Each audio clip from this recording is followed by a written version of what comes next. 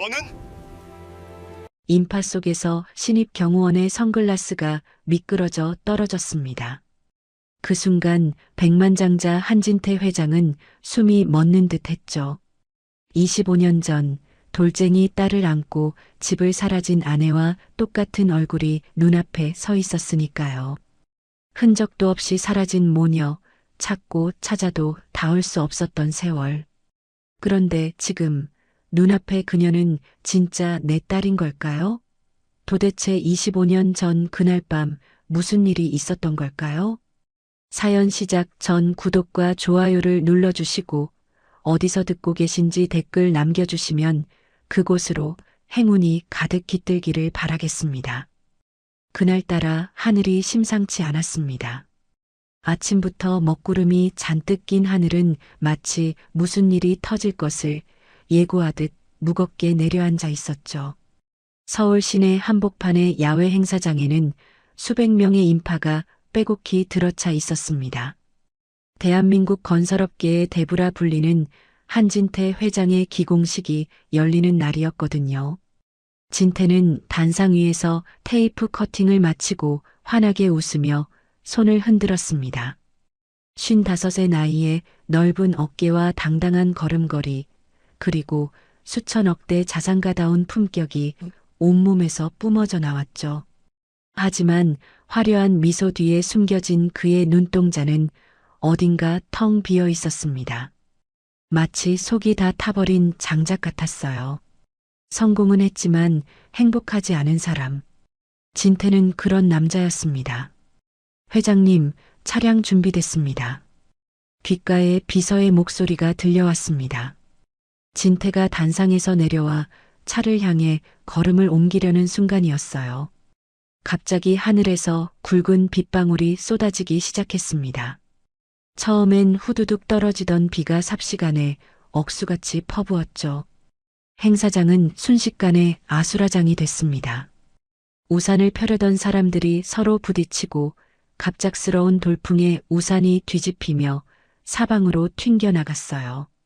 비명과 웅성거림이 빗소리에 뒤섞여 귀를 찢었습니다. 그때였습니다. 진태를 밀착 경호하던 여성 요원 하나가 재빠르게 그의 앞을 가로막았어요. 검은 정장에 짧게 묶은 머리카락, 그리고 눈을 가린 검은 선글라스. 수연이라는 이름의 이 젊은 경호원은 밀려드는 군중 사이에서 진태를 지키기 위해 온몸으로 벽을 만들었습니다. 사람들이 파도처럼 밀려들었지만 수연은 꿈쩍도 하지 않았어요. 마치 바위처럼 단단하게 버텼죠. 하지만 바로 그 순간 폭우에 흠뻑 젖은 선글라스가 미끄러지듯 코에서 흘러내렸습니다. 수연이 손을 뻗어 잡으려 했지만 이미 늦었어요. 선글라스는 차가운 바닥 위로 떨어지며 산산조각이 났습니다. 수연은 순간적으로 눈을 질끈 감았다가 다시 떴죠. 빗물에 젖은 머리카락이 얼굴에 달라붙은 채로요. 그리고 그녀의 맨얼굴이 진태의 눈앞에 드러났습니다. 시간이 멈췄습니다. 정확히 말하면 진태의 심장이 멈춘 것 같았어요. 숨도 쉬어지지 않았습니다. 귓가를 때리는 빗소리도 아우성치는 군중의 함성도 한순간에 사라져버렸죠. 오직 눈앞에 그 얼굴만이 또렷하게 보였습니다. 갸름한 얼굴선, 살짝 올라간 눈꼬리, 그리고 빗물에 젖어 반짝이는 그 눈동자까지. 진태의 입술이 파르르 떨렸습니다. 목구멍 깊숙한 곳에서 무언가가 치밀어 올랐어요. 참으려 해도 참을 수 없는 이름 하나가 저도 모르게 입 밖으로 새어나왔습니다. 명수가. 수연은 그 중얼거림을 듣지 못했습니다. 여전히 군중을 막느라 정신이 없었거든요. 하지만 진태는 그 자리에 뿌리 내린 듯 한 발짝도 움직일 수가 없었어요. 두 다리가 납덩이처럼 무거웠습니다. 25년입니다. 정확히 25년 전 장대비가 쏟아지던 어느 날 밤, 갓돌 지난 딸을 안고 사라져버린 아내가 있었습니다. 다시는 보지 못할 거라 생각했던 그 얼굴.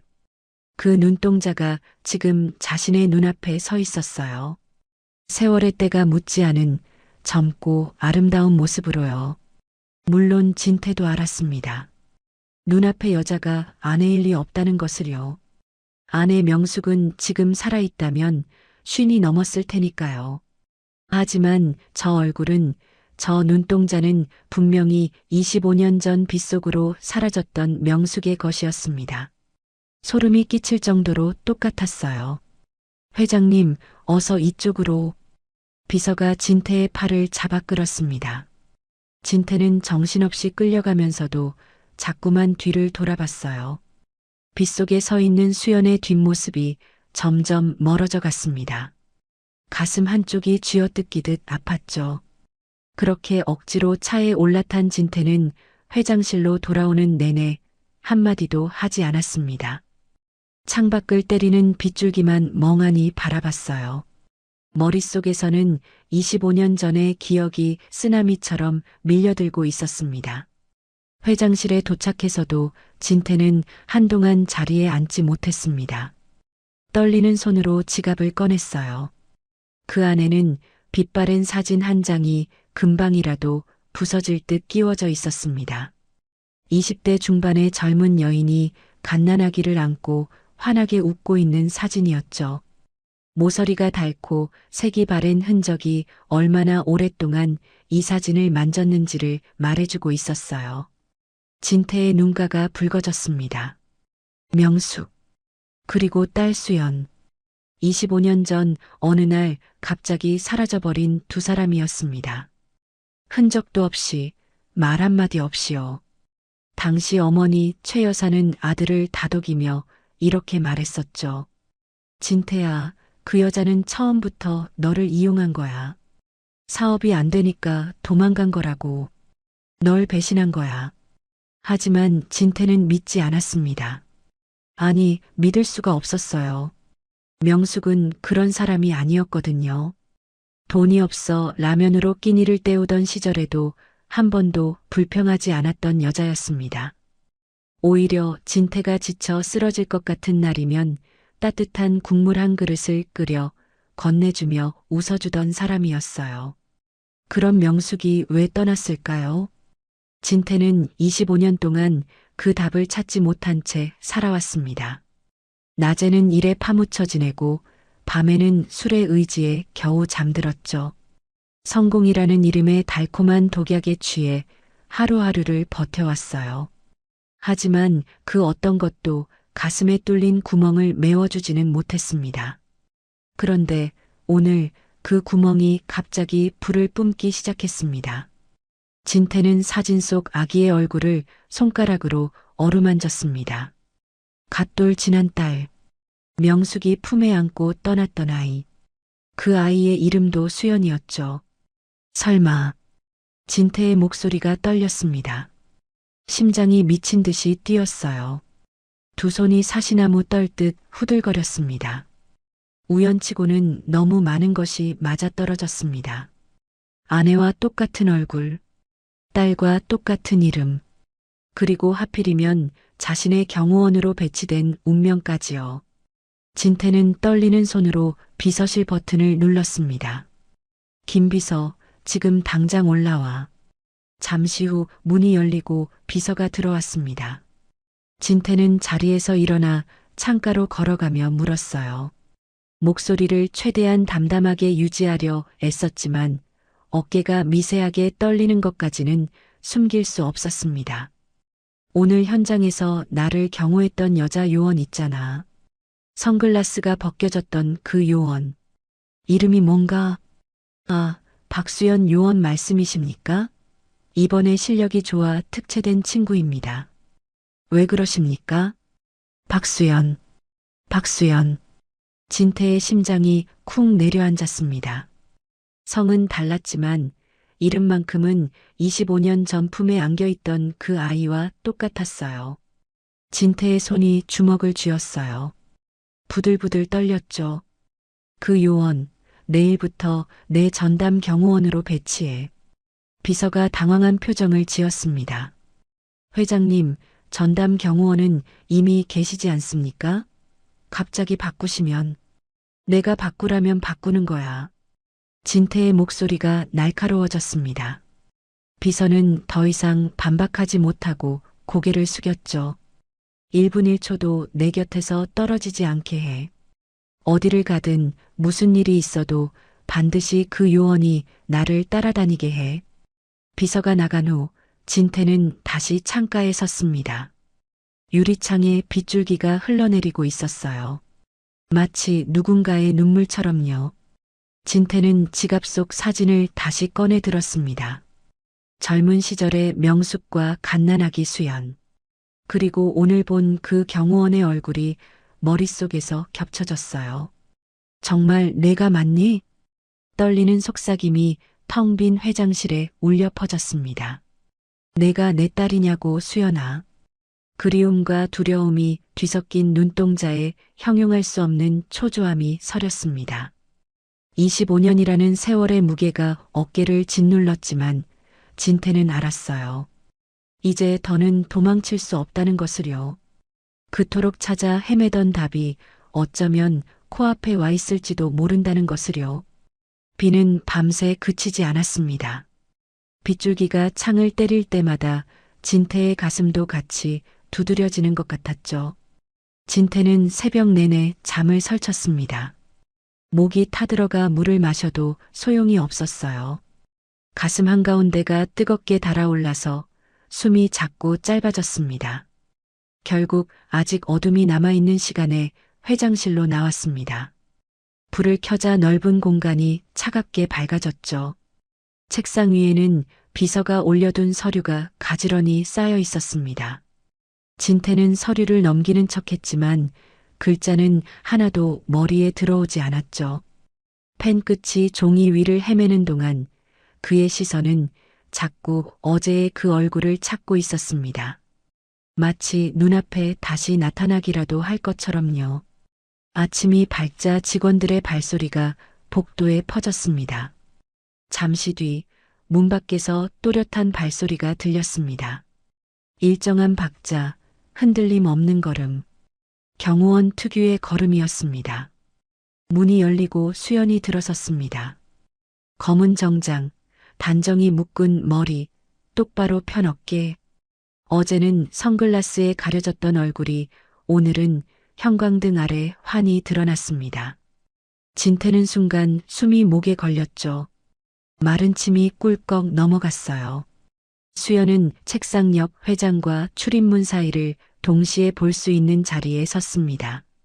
시선은 사방을 훑었지만 움직임은 조용했습니다. 손은 허리 앞에서 자연스럽게 모아졌고 목소리는 건조할 만큼 단정했죠.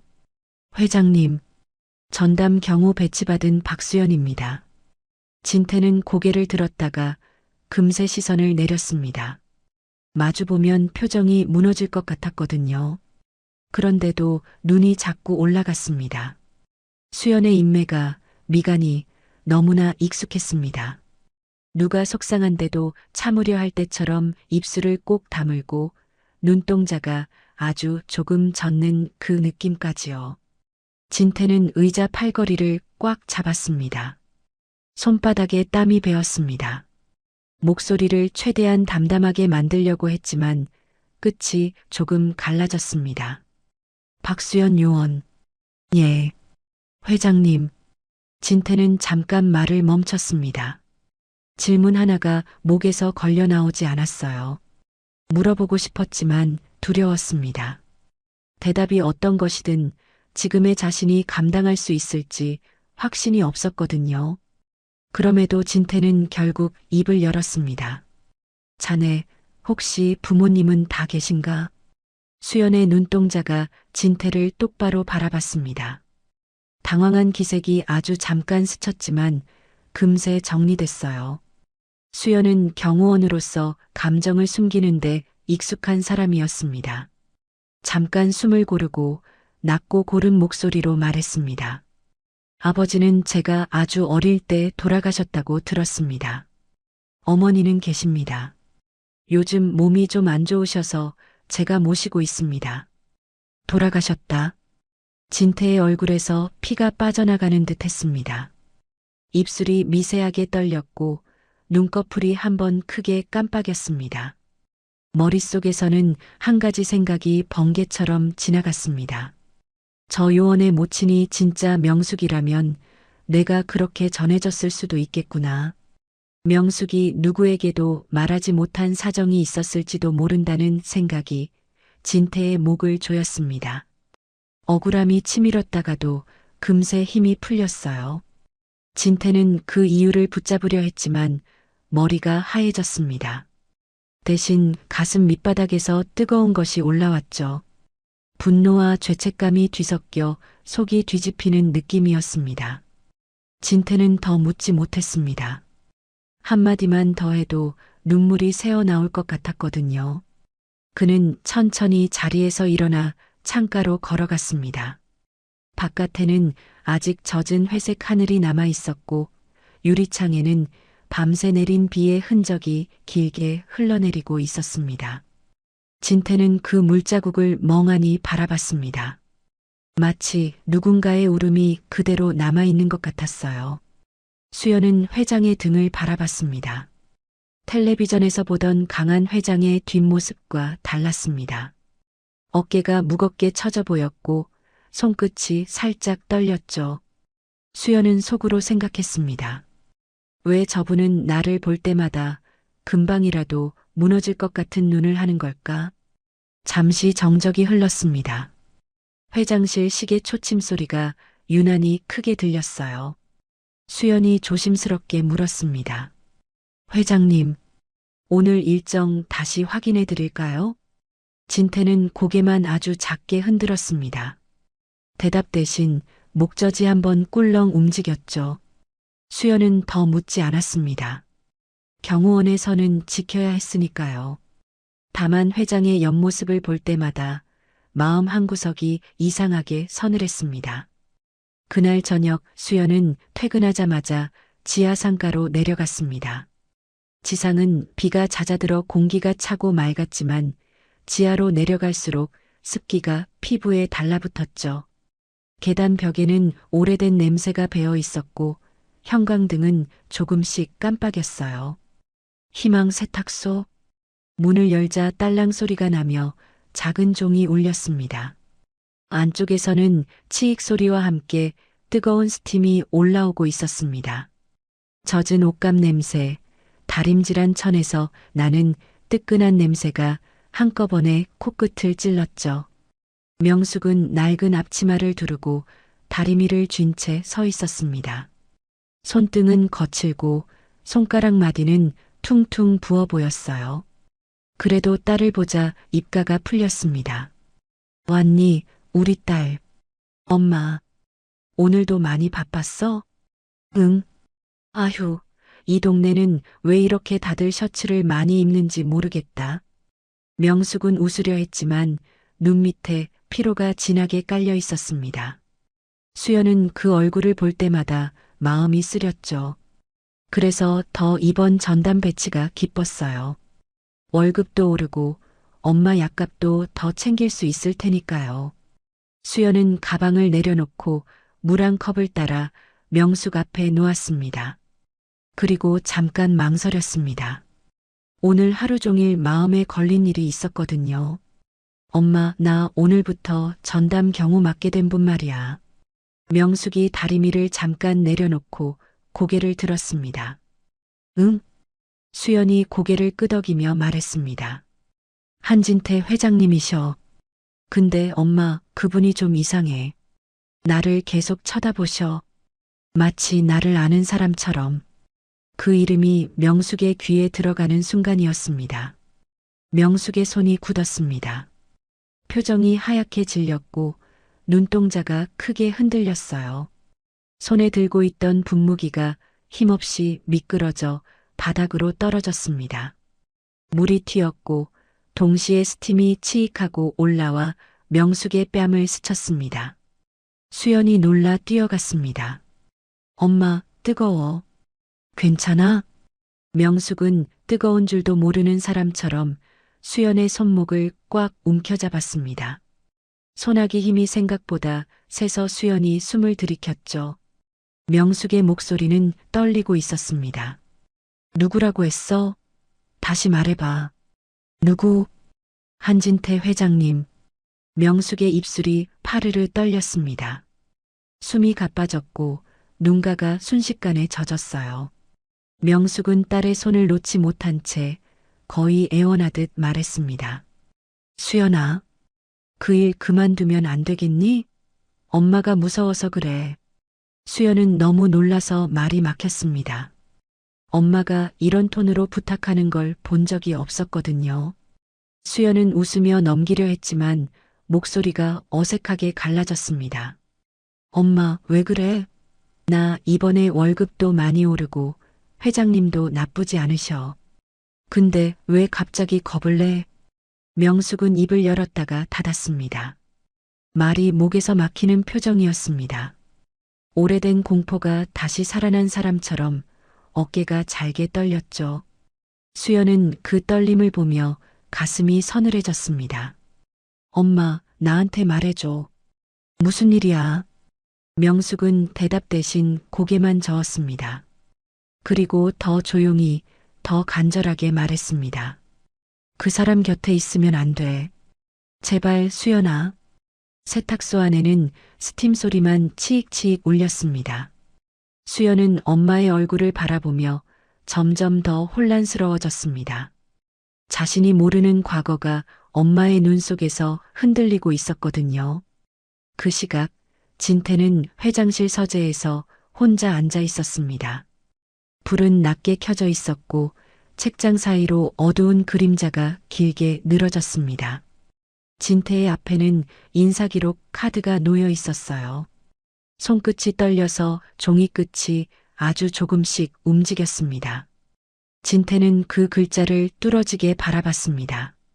박수연, 그리고 가족사항, 보호자 이름, 박명숙. 진태의 숨이 멎었습니다. 눈이 크게 떠졌고 목구멍에서 낮은 소리가 새어나왔죠. 명숙. 진태는 얼른 고개를 저었습니다. 아직은 모릅니다. 동명이인일 수도 있었어요. 그저 이름이 같다고 그 사람이라고 단정할 수는 없었죠. 그런데도 손끝이 차가워지고 심장은 더 빨리 뛰었습니다. 기대가 올라오는 게 무서워서 진태는 손바닥으로 이마를 세게 문질렀습니다. 진태는 주소를 봤습니다. 재개발 예정이라는 글자가 눈에 걸렸어요. 그는 아주 낮게 중얼거렸습니다. 이곳에 박명숙이 있다는 뜻인가? 진태는 비서실로 전화를 걸었습니다. 신호음이 한 번 울리고 바로 연결됐습니다. 김 비서. 예, 회장님. 진태의 목소리는 낮았지만 단단했습니다. 떨림을 억지로 눌러 담은 목소리였죠. 박수연 요원 인사기록에 있는 보호자 박명숙. 그분이 누구인지부터 조용히 확인해. 동명이인인지 내가 아는 그 사람인지 주소도 사실대로만. 흔적 남기지 말고. 전화를 끊은 뒤에도 진태는 카드에서 시선을 떼지 못했습니다. 마치 그 종이 한 장이 25년을 잠가두었던 문고리 같았어요. 진태는 알았습니다. 확정은 아니지만 닫혀있던 문이 흔들리기 시작했다는 걸요. 그 밤 지하 세탁소의 스팀 사이에서 떨고 있는 명숙의 손과 회장실 서재에서 떨고 있는 진태의 손이 보이지 않는 실로 서서히 이어지고 있었습니다. 다음 날 아침 문 앞에 서 있던 비서가 평소보다 조심스럽게 노크를 했습니다. 회장님, 김 비서입니다. 들어와. 문이 열리자 김 비서가 들어왔습니다. 확인됐나? 김 비서는 한 발짝 다가오더니 서류 한 장을 내밀었습니다. 그리고 입을 열었는데 목소리가 잠겼어요. 회장님 찾으시는 분이 맞습니다. 현재 한 지하상가에서 세탁소를 운영하고 계십니다. 순간 진태의 귀에서 모든 소리가 멀어졌습니다. 회장실의 시계 초침 소리도 복도에서 들리는 직원들의 발소리도 다 사라진 것 같았죠. 오직 김 비서의 말만 진태의 가슴을 그대로 때리고 있었습니다. 진태는 반사적으로 서류를 낚아챘습니다. 손끝이 얼얼했죠. 서류 위에는 사진 한 장이 붙어 있었습니다. 거기엔 명숙이 있었습니다. 아니, 진태가 기억하던 명숙과는 너무 달라서 처음엔 다른 사람 같았어요. 피부는 거칠어졌고 눈가에는 깊은 주름이 자리 잡았습니다. 입술은 말라 있었고 눈빛은 피곤에 찌든 사람의 눈이었죠. 그럼에도 진태는 알아봤습니다. 눈동자 깊숙한 곳에 남아있는 그 표정, 그 결이 명숙이었습니다. 진태는 갑자기 자리에서 일어났습니다. 의자가 바닥을 긁으며 뒤로 밀렸죠. 김 비서가 급히 따라붙었습니다. 회장님, 오늘 오전 회의가 취소해. 진태는 딱 그 말만 남기고 회장실 문을 열었습니다. 문이 탕하고 벽에 부딪히며 울렸어요. 김 비서가 다급하게 불렀지만 진태는 뒤돌아보지 않았습니다. 구두 굽소리가 복도를 날카롭게 쳤습니다. 딱딱 딱딱. 그 소리가 마치 누군가의 심장 박동처럼 빠르게 울렸어요. 차에 올라타자 운전기사가 조심스럽게 물었습니다. 회장님, 어디로 모실까요? 진태는 잠깐 입술을 열었다가 닫았습니다. 목소리가 나오지 않았거든요. 그는 서류에 적힌 주소를 운전기사 쪽으로 내밀었습니다. 손이 어찌나 떨리는지 종이가 사르르 떨렸어요. 여기로. 차가 출발하자 창밖 풍경이 빠르게 뒤로 밀려났습니다. 하지만 진태는 창밖을 보지 못했습니다. 그저 무릎 위에 놓인 사진만 바라봤어요. 사진 속 명숙은 웃고 있지 않았습니다. 진태가 기억하는 명숙은 늘 웃었습니다. 힘든 날에도 웃으면서 국을 끓여주던 사람이었죠. 그런데 사진 속 명숙은 웃는 법을 잊은 사람처럼 보였습니다. 진태는 속으로 중얼거렸습니다. 이게 다 내 탓인가? 왜 이제야? 왜 이렇게 늦었나? 그런 생각이 머리를 꽉 채웠어요. 차는 지하상가에 도착했어요. 재개발 예정이라는 현수막이 여기저기 붙어 있었고 오래된 건물들은 겉벽이 벗겨져 있었습니다. 진태는 차에서 내리며 순간 멈칫했어요. 발밑이 미끄러운 듯했고 무릎이 약해지는 느낌이 들었거든요. 진태는 낡은 상가 입구로 들어서 한 계단 내려갔습니다. 내려갈수록 숨이 막혔습니다. 계단 아래쪽에서 뜨거운 스팀 냄새가 섞여 올라왔거든요. 칙, 어딘가에서 다리미가 뿜는 소리가 들리는 듯 했습니다. 진태의 다리가 후들거렸어요. 자신이 왜 이러는지 머리는 알면서도 몸이 말을 듣지 않았어요. 그는 잠깐 계단 중간에서 멈춰 섰습니다. 손바닥으로 벽을 짚었습니다. 그리고 계단 끝 빛바랜 간판 하나가 눈에 들어왔습니다. 희망 세탁소. 간판의 글자는 오래되어 색이 바랬고 가장자리는 벗겨져 있었습니다. 유리문은 얇았고 안쪽이 훤히 비쳤습니다. 진태는 그 앞에서 그대로 멈췄습니다. 갑자기 발끝이 땅에 붙어버린 것 같았어요. 진태는 자기 모습을 잠깐 봤습니다. 윤이 나는 맞춤 정장, 반짝이는 구두, 손목에 감긴 고급 시계. 그런데 눈앞의 공간은 낡고 적고 어두웠습니다. 그 대비가 너무 잔인했죠. 진태는 숨을 들이마시려 했는데 숨이 목에서 걸렸습니다. 그는 떨리는 손으로 문 손잡이를 잡으려 했죠. 그런데 손가락이 말을 듣지 않았어요. 손잡이에 닿기도 전에 손이 허공에서 떨렸습니다. 진태는 결국 문을 열지 못하고 유리창 너머로 안을 바라봤어요. 치익하는 스팀이 자욱했습니다. 그 스팀 사이로 한 여자의 뒷모습이 보였어요. 명숙이었습니다. 50대 초반. 거칠게 묶은 머리카락 사이로 희끗한 흰머리가 섞여 있었습니다. 목덜미는 땀에 젖어 있었고 낡은 앞치마 끈이 허리에 단단히 묶여 있었죠. 그녀는 다리미를 쥔 손을 쉴 새 없이 움직였습니다. 다리미판 위의 셔츠가 한 번 펴질 때마다 스팀이 치익하고 올라왔습니다. 그 어깨가 진태가 기억하는 어깨보다 훨씬 작아 보였습니다. 그리고 안으로 굽어 있었습니다. 하루 종일 남의 옷을 다리느라 몸이 그렇게 굳어버린 것 같았어요. 진태의 목이 메었습니다. 숨을 쉬면 울음이 나올 것 같아서 숨을 참았습니다. 하지만 참는다고 가슴이 편해지지는 않았죠. 오히려 더 아팠습니다. 그때 진태는 문득 떠올렸습니다. 이 여자의 손에 예전에 은가락지를 끼워준 날을요. 형편이 넉넉하지 않아 번쩍이는 반지가 아니라 작은 은가락지였지만 명숙은 그걸 끼고 웃었습니다. 여보, 나 이거 평생 낄게요. 그러던 사람이었죠. 그런데 지금 명숙의 손에는 은가락지가 아니라 무거운 다리미가 들려 있었습니다. 진태는 유리창에 이마를 거의 붙일 듯 가까이 다가갔습니다.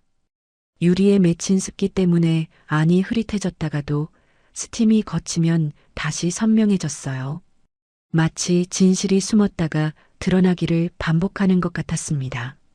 진태의 눈가가 뜨거워졌습니다. 눈물이 차오르는 게 느껴졌죠. 그는 입술을 깨물었습니다. 지금 여기서 울어버리면 다시는 문을 열지 못할 것 같았거든요. 그런데도 발이 움직였습니다. 아니, 발이 아니라 마음이 먼저 움직였는지도 모릅니다. 진태는 홀린 사람처럼 문 손잡이를 잡았습니다. 이번엔 손이 잡혔어요. 손잡이는 차가웠습니다. 그 차가움이 오히려 진태를 깨웠습니다. 진태는 유리문을 천천히 밀었습니다. 딸랑. 문 위에 달린 작은 종이 울렸습니다. 그 소리가 좁은 세탁소 안을 가르고 들어갔어요. 스팀 소리도 잠깐 멈춘 듯 조용해졌습니다. 명숙은 다리미질에 열중해 있다가 손을 멈췄습니다. 그리고 아주 천천히 고개를 들었습니다. 마치 고개를 드는 것조차 두려운 사람처럼요. 그 순간 두 사람의 시선이 공중에서 맞부딪혔습니다. 진태는 숨이 멎었습니다. 눈앞의 얼굴이, 사진 속 얼굴이, 기억 속 얼굴이 한꺼번에 겹쳤습니다. 세월이 만든 주름과 지친 눈빛이 분명히 있었지만 그래도 명숙이었습니다. 진태는 입술을 떨었습니다.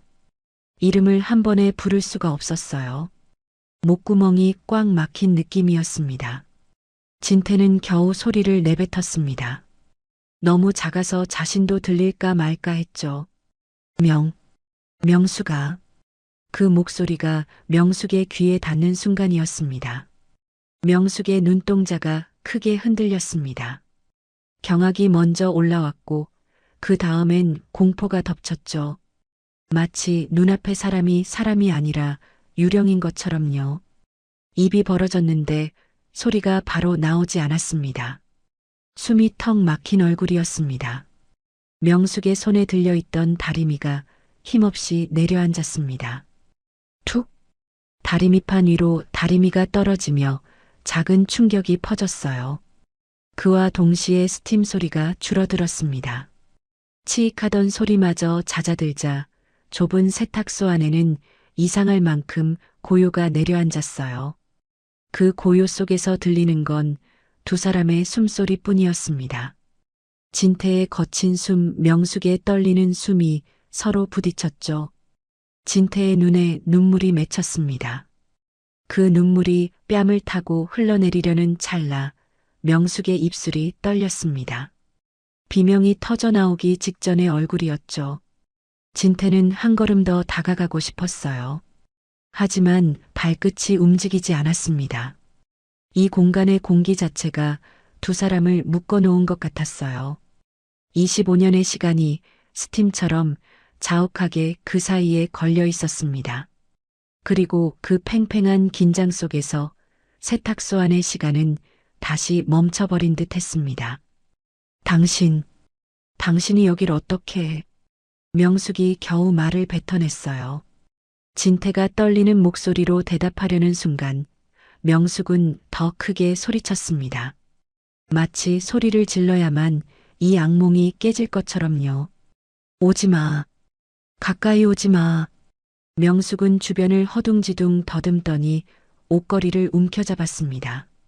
얇은 철사 옷걸이가 손에 찌그러질 만큼 세게 쥐었어요. 진태가 조심스럽게 한 걸음 다가가자 명숙은 비명을 질렀습니다. 이제 와서 어딜 오느냐고. 우리 수연이까지 또 뺏어가려고 온 거야? 명숙의 눈에는 반가움 같은 건 없었습니다. 지독한 원망과 공포가 뒤섞여 있었죠. 진태는 그 눈빛에 가슴이 찌릿하게 저렸습니다. 숨이 목에서 걸렸어요. 명수가 아니야. 나는. 진태가 손을 뻗자 명숙은 옷걸이를 앞으로 겨누듯 들었습니다. 손대지 마. 당신 손, 나한테는 칼이야. 진태는 그 자리에서 굳어버렸습니다. 자신의 손이 칼이라니. 말이 너무 아파서 가슴이 쿵 내려앉았죠. 그는 무의식적으로 가슴을 움켜쥐었습니다. 심장이 멎는 것처럼 아팠습니다. 진태는 떨리는 목소리로 숨을 고르며 말했습니다. 명수가 뺏어가다니 무슨 소리야? 당신 그날 왜 사라진 거야? 어머니는 당신이 갑자기 떠났다고 하셨어. 나를 배신했다고. 명숙의 눈이 더 커졌습니다. 그리고 곧바로 피가 돌기 시작했어요. 눈에 핏발이 서며 목소리가 날카롭게 바뀌었습니다. 내가 당신을 배신해? 명숙은 허리가 굽은 것도 잊은 사람처럼 몸을 앞으로 세웠습니다. 당신 어머니가 나한테 뭐라 그랬는지 알아? 가진 것도 없는 게 우리 아들 앞길 막지 마라. 아들도 못 낳는 주제에 어디서 대접을 바라냐? 사람 취급도 안 했어. 진태는 입술을 떨며 고개를 저었습니다. 그럴 리가. 우리 어머니가. 그럴 리가 없다고? 명숙은 씁쓸하게 웃었는데 그 웃음은 눈물 냄새가 났습니다. 당신 앞에서는 웃었지. 당신만 있으면 어머님이 얼마나 인자한지 알아? 근데 당신이 문만 나서면 그 얼굴이 확 바뀌었어. 나를 지옥으로 밀어 넣었다고. 당신 없을 때만. 명숙의 눈시울이 붉어졌습니다. 세탁소의 뜨거운 스팀 때문만은 아니었어요. 오래 눌러둔 이야기가 목구멍까지 차올라 있었죠. 명숙은 숨을 떨구며 25년 전으로 돌아갔습니다. 그때도 아침이었습니다. 남편은 서류 가방을 들고 대문을 나서며 말했죠. 다녀오겠습니다, 어머니. 시어머니는 그때만 해도 인자하게 웃었습니다. 목소리도 부드러웠어요. 에구, 우리 착한 며느리 고생시키지 말고 얼른 다녀와라. 몸 조심하고. 명숙은 그 말을 믿었습니다. 그래도 마음 한구석은 늘 불안했죠. 남편 발소리가 멀어지고 대문이 닫히는 소리가 나자마자 공기가 바뀌었거든요. 쾅! 대문이 닫히는 소리와 함께 시어머니의 얼굴이 순식간에 굳었습니다. 눈빛이 차가워졌어요. 시어머니는 명숙이 차려놓은 밥상 쪽으로 다가오더니 한 손으로 밥상을 확 밀어버렸습니다. 그릇이 바닥에 떨어지며 깨졌습니다. 된장국이 쏟아지고 김이 훅 올라왔죠. 시어머니의 목소리가 집안을 찢었습니다. 아들도 못 낳는 주제에 어디서 꼬박꼬박 아침밥을 먹어. 명숙은 얼어붙은 채로 바닥을 바라봤습니다. 손이 떨려서 깨진 그릇을 줍지도 못했어요. 그날 이후로 남편이 없는 시간은 늘 그랬습니다. 숨 쉴 틈이 없었죠. 그렇게 명숙이 버티며 살던 중 진태가 장기 출장 갔던 겨울밤이었습니다. 그날은 눈보라가 몰아쳤습니다. 바람이 문틈으로 휘파람처럼 들어왔고 방 안까지 서늘했죠. 명숙은 어린 수연을 포대기에 감싸 안고 있었습니다. 갓돌 지난 아이의 숨결이 뜨거웠어요. 시어머니는 마당으로 나가더니 명숙의 짐가방을 하나씩 던졌습니다. 가방이 눈 위로 퍽퍽 떨어졌어요. 그리고 소리쳤습니다. 너만 없으면 내 아들 부자 될 팔자라는데 네가 앞길을 꽉 막고 있어. 너 때문에 우리 진태 사업이 잘 안 되는 거야. 명숙은 그 자리에 무너질 뻔했습니다. 무당의 말을 들먹이며 저주를 퍼붓는 목소리. 그 말이 정말 믿겨서가 아니라 그 말로 사람을 죽일 듯 몰아붙이는 게 무서웠던 겁니다. 그때 시어머니가 종이 몇 장을 내밀었습니다. 네가 직접 쓴 거야. 명숙이 본 건 이혼 서류였습니다. 명숙이 쓴 적도 없는 글씨가 명숙 이름으로 적혀 있었죠. 그리고 쪽지 한 장이 더 있었습니다. 내 발로 나간다. 그런 말이 쓰여 있었습니다. 시어머니는 명숙에게 도장을 찍으라고 지장을 찍으라고 몰아붙였습니다. 명숙은 울면서 고개를 저었습니다. 어머님, 저는 갈 데가 없어요. 수연이도 있는데. 시어머니는 냉정하게 말했습니다. 그건 네 사정이고 내 집에서 나가. 당장. 명숙은 결국 갓 돌진한 수연을 포대기에 싸고 눈보라 속으로 밀려났습니다. 그때 명숙이 느낀 건 슬픔만이 아니었습니다. 살아야 한다는 공포였죠. 숨을 쉬면 찬 공기가 폐로 칼처럼 들어왔습니다. 명숙은 세탁소 바닥을 내려다보며 말을 이었습니다. 목소리가 낮아졌지만 그 낮음이 더 무서웠어요. 연고도 없는 곳에서 내가 할 수 있는 게 뭐가 있었겠어. 식당 설거지부터 파출부까지 안 해본 일이 없었어. 명숙은 자신의 손을 들어 보였습니다. 거칠게 갈라진 손, 마디마디 굳은 살. 손끝은 늘 물에 불어 있었고 겨울이면 피가 났습니다. 한겨울에 찬물에 손 담그면 살이 터져. 그래도 멈출 수가 없었어. 수연이 먹여 살려야 하니까. 그런데 그 고생 속에서도 명숙을 더 숨게 만든 게 있었습니다. 시어머니의 경고였죠. 명숙의 귀에는 지금도 그 목소리가 환청처럼 남아 있었습니다. 내 아들 근처에 얼씬도 마라. 명숙은 그래서 늘 도망치듯 살았습니다. 어디서 일하다가도 누가 아는 사람일까봐 고개를 숙였고 수연에게도 눈에 띄지 말라고 말하곤 했죠. 명숙은 잠깐 숨을 멈추고 앞치마 안쪽에서 낡은 사진을 꺼내려는 듯 손을 허리께로 가져갔다가 멈췄습니다. 그리고 고개를 저었습니다. 아직 꺼낼 용기가 없었어요. 대신 눈이 젖은 채로 말했습니다. 밤마다 당신 사진을 봤어. 울다가도 찢어버리고 싶었지. 근데 그럴 수가 없더라. 명숙은 목이 메어 잠깐 말을 못했습니다. 그리고 겨우 다시 이어갔어요. 수연이한테 아빠 얼굴 하나도 안 남겨주면 그게 더 미안할 것 같았거든. 그래서 못 찢었어. 결국 모서리가 다 닳고 해져서 형태도 흐릿해진 그 사진 한 장이 내가 버틴 25년의 전부였어. 진태는 그 말을 듣는 내내 움직이지 못했습니다. 자신이 서 있는 자리에서 명숙이 살아온 시간이 그대로 들려오고 있었죠. 화려한 회장이라는 이름으로 달려온 세월이 이 좁은 지하 세탁소 앞치마 하나 앞에서 너무 초라해 보였습니다. 명숙은 끝내 고개를 들었습니다. 눈물로 번진 눈빛이 진태를 꿰뚫었습니다. 내 얼굴이 지금 이 모양이 된 게, 내 허리가 이렇게 굽은 게 다 수연이 키우려고 그런 거야. 꽃 같던 20대의 얼굴은 이미 사라졌습니다. 남은 건 노동으로 닳아버린 손과 세월에 굽어버린 허리뿐이었죠. 명숙의 50 넘은 삶은 화려한 사모님이 아니라 이 좁고 어두운 지하 세탁소의 낡은 앞치마에 갇혀 있었습니다. 그 말을 끝내자 명숙은 옷걸이를 든 손을 조금 내렸습니다. 하지만 경계는 풀리지 않았습니다. 원망은 그대로였고 공포도 그대로였어요. 진태는 입술을 열었지만 아무 말도 나오지 않았습니다. 눈에 맺힌 눈물이 뺨을 타고 떨어지려 했죠. 그리고 진태는 마침내 무너졌습니다. 가슴을 쥐어뜯듯 움켜잡더니 그대로 바닥을 내리쳤어요. 손바닥이 차가운 시멘트에 닿는 소리가 둔하게 울렸습니다. 진태의 목소리가 갈라졌습니다.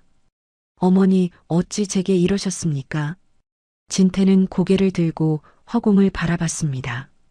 마치 그곳에 시어머니가 서 있기라도 한 듯이요. 진태는 울먹이며 말을 토해냈습니다. 자상한 분인 줄만 알았습니다.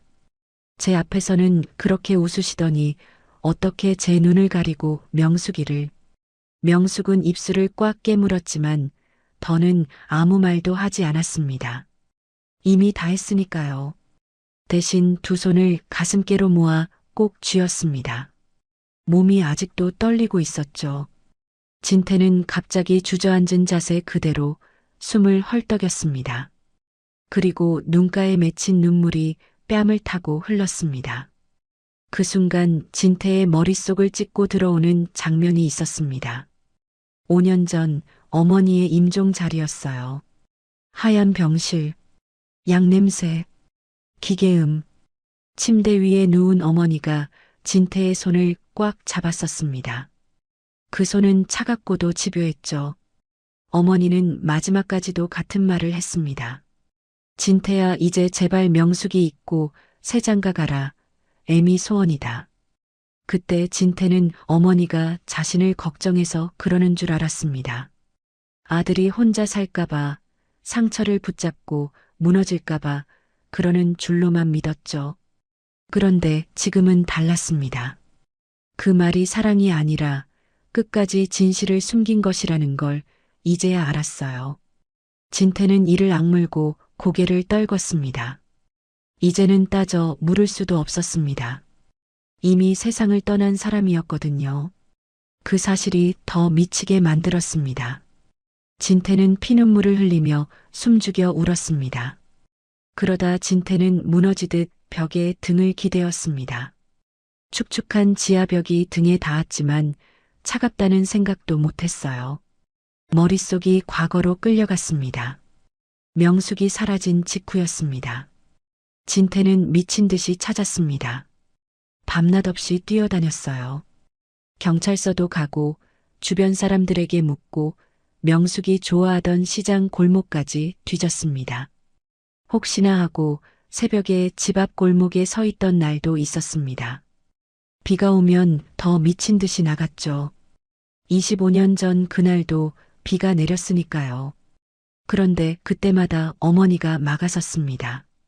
어머니는 어느 날 진태 앞에 서류 봉투를 툭 던져 놓았어요.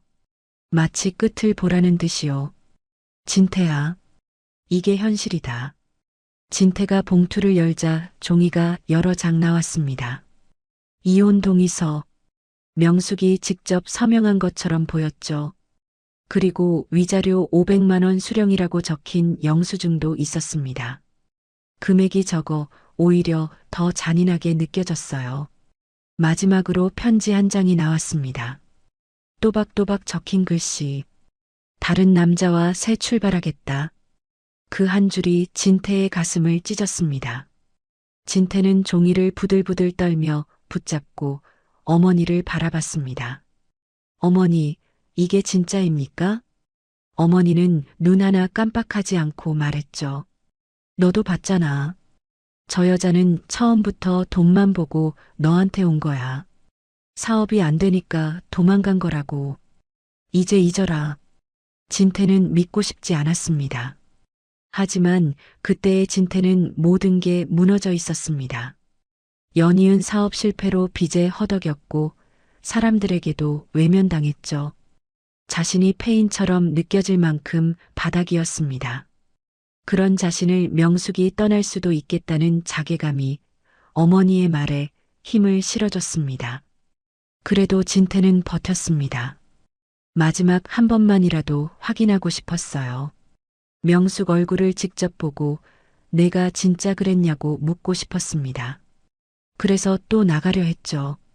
그때 어머니가 진태의 팔을 붙잡고 울먹이며 말했습니다.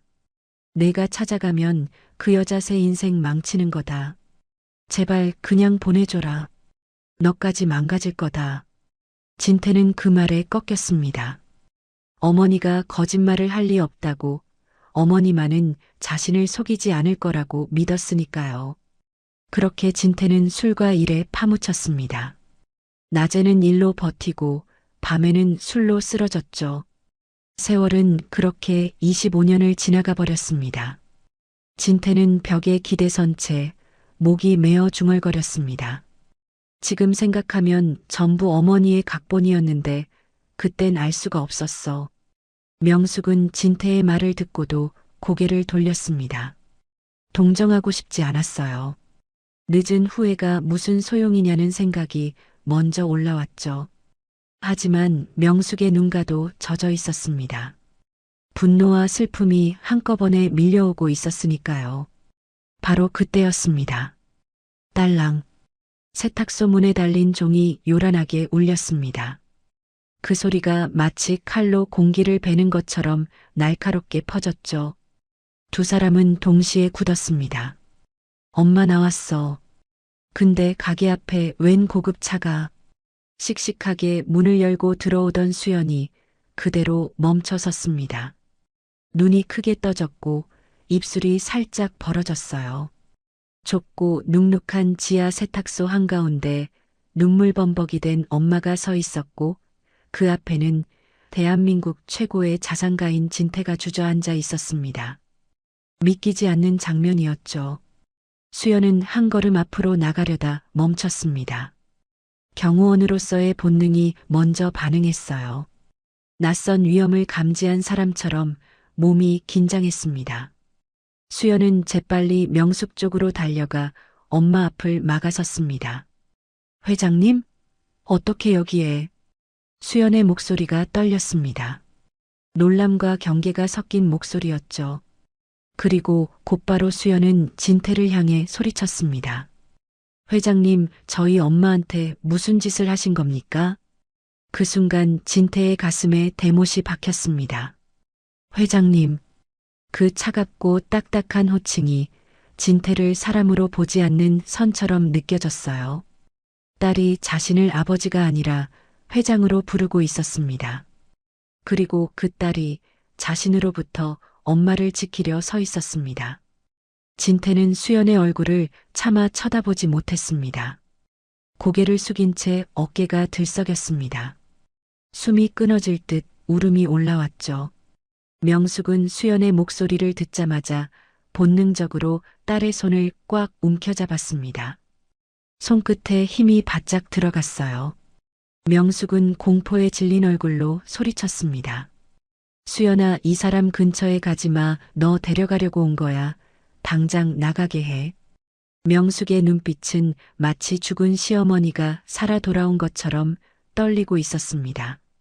수연은 영문을 몰라 더 당황했지만 엄마가 무너지는 걸 보니 더는 물러설 수 없었죠. 수연은 차가운 눈빛으로 진태를 똑바로 바라봤습니다. 회장님, 저희 집엔 무슨 일이신지 모르겠습니다만 저희 엄마가 힘들어 하시니 그만 가주십시오. 진태는 입술을 달싹였지만 말이 나오지 않았습니다. 지금 무슨 말을 해도 변명처럼 들릴 것 같았어요. 그는 주머니 속을 만졌습니다. 25년 전 사진이 들어 있었습니다.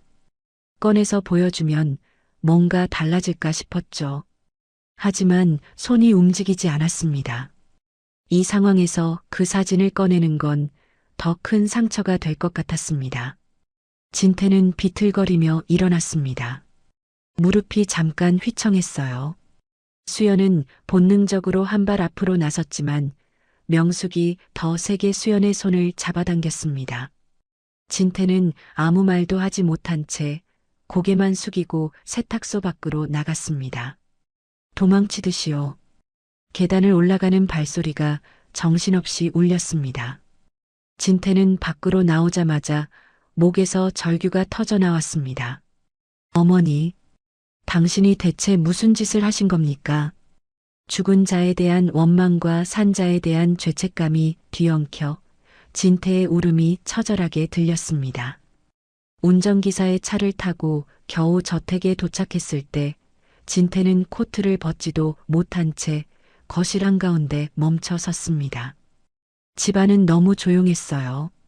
어머니가 살아있을 때는 늘 사람 소리와 잔소리가 맴돌던 곳인데 지금은 빈집 같은 정적만 남아 있었습니다.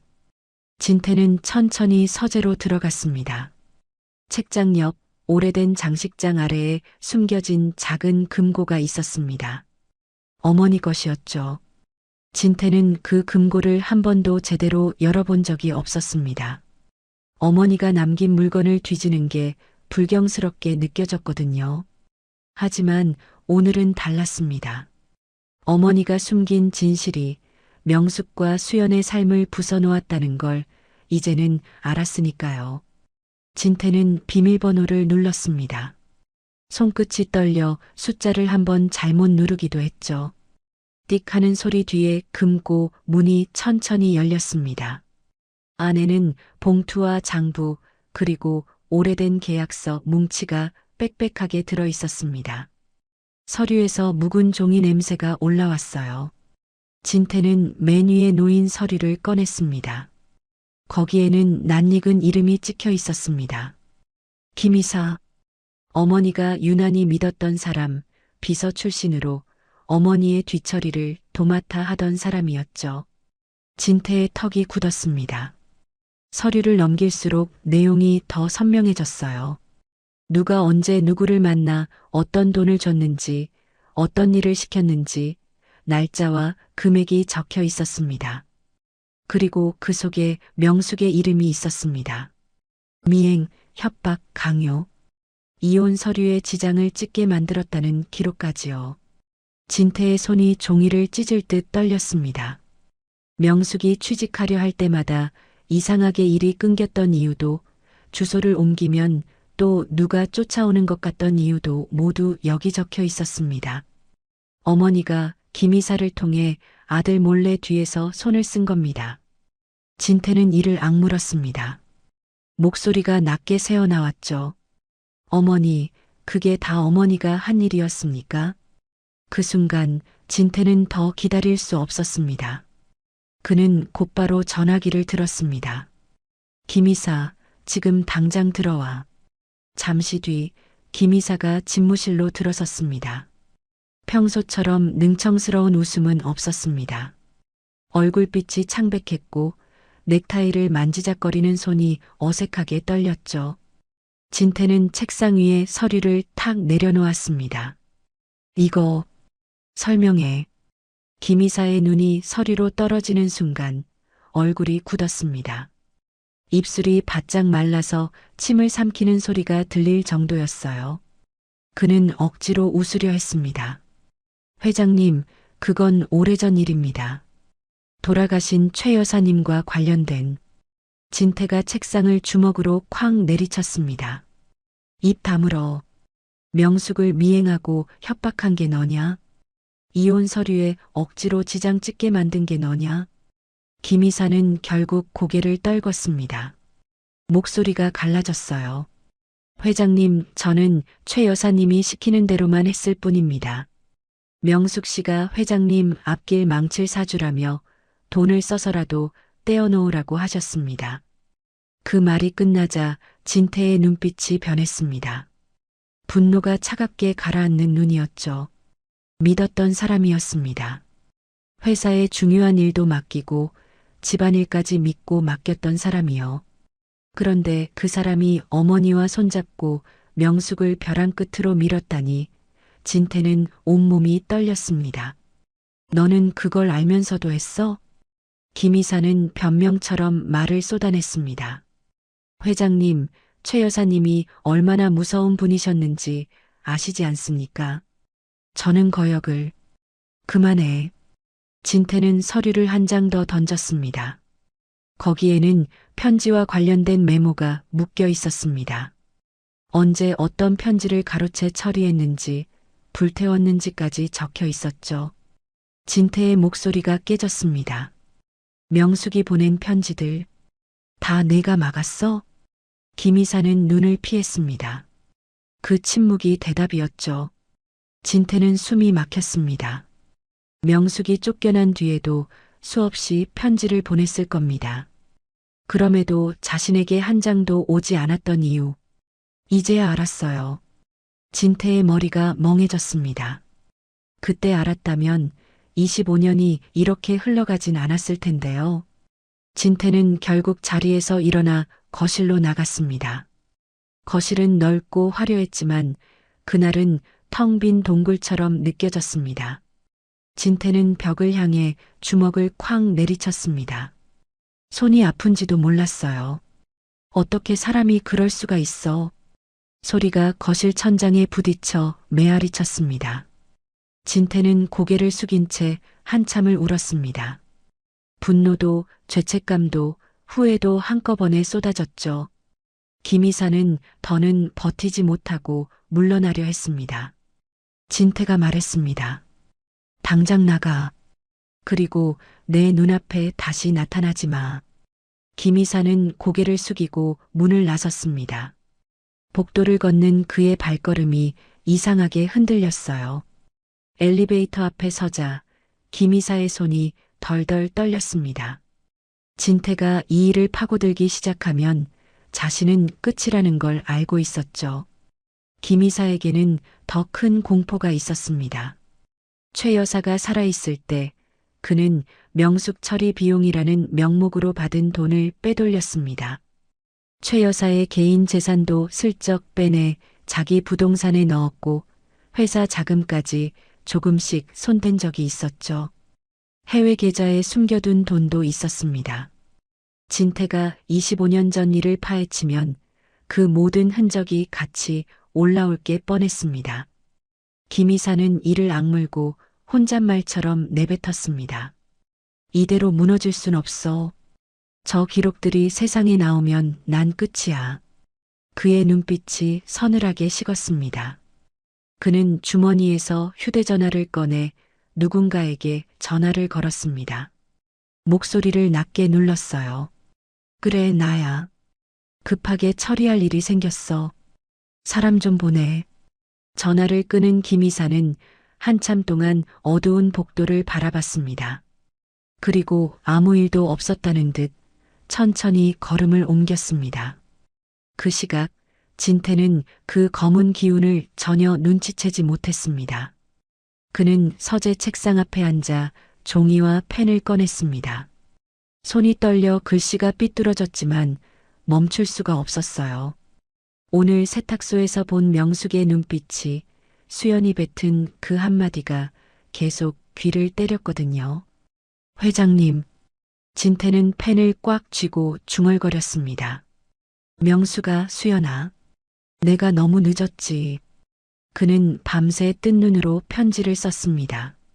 사과의 말, 변명의 말, 늦은 후회의 말이 뒤엉켰어요. 종이는 몇 번이나 구겨졌다가 다시 펴졌습니다. 어떤 문장은 너무 부끄러워 찢어버리고 싶었고 어떤 문장은 너무 늦어서 눈물이 났습니다. 창밖이 조금씩 밝아질 무렵 진태는 마침내 편지를 봉투에 넣었습니다. 손가락으로 봉투 입구를 꾹 눌러 닫았죠. 그리고 창문을 한번 바라봤습니다. 비가 내리고 있었습니다. 마치 이 집의 죄를 씻어 내리려는 것처럼요. 진태는 코트를 집어들고 밖으로 나갔습니다. 경호원들이 따라붙으려 했지만 진태는 손을 들어 막았습니다. 오늘은 나 혼자 간다. 차가 빗줄기를 가르며 움직였습니다. 진태는 조수석에 편지를 꼭 쥐고 있었습니다. 무릎 위에서 봉투가 젖을까봐 손바닥으로 감싸쥐었죠. 그리고 멀리서 진태의 차를 바라보는 시선이 있었습니다. 차창 너머 어딘가에 숨어 움직임을 놓치지 않는 눈이었어요. 진태는 몰랐습니다. 자신이 다시 세탁소로 가는 길이 누군가에게는 마지막 기회가 되고 있다는 것을요. 비는 낮에 그쳤지만 지하상가의 공기는 더 눅눅해졌습니다. 진태는 세탁소 근처에 차를 세워두고도 한참을 내리지 못했어요. 품 안에는 밤새 쓴 편지가 있었습니다. 봉투가 구겨질까봐 손바닥으로 조심히 감싸쥐었죠. 하지만 세탁소 앞에 다시 서보니 편지 한 장으로는 아무것도 바꿀 수 없을 것 같았습니다. 명숙의 눈빛, 수연의 차가운 목소리. 그 둘이 진태의 심장을 눌러버렸거든요. 해가 완전히 지고 상가 불이 하나둘 꺼졌습니다. 셔터들이 철컥철컥 내려가고 사람들의 발소리도 멀어졌죠. 진태는 끝내 결심한 듯 코트를 여몄습니다. 값비싼 코트였지만 오늘만큼은 그게 아무 의미 없었어요. 깊은 밤 적막이 가득한 지하 상가복도 희망 세탁소 셔터는 굳게 닫혀 있었습니다.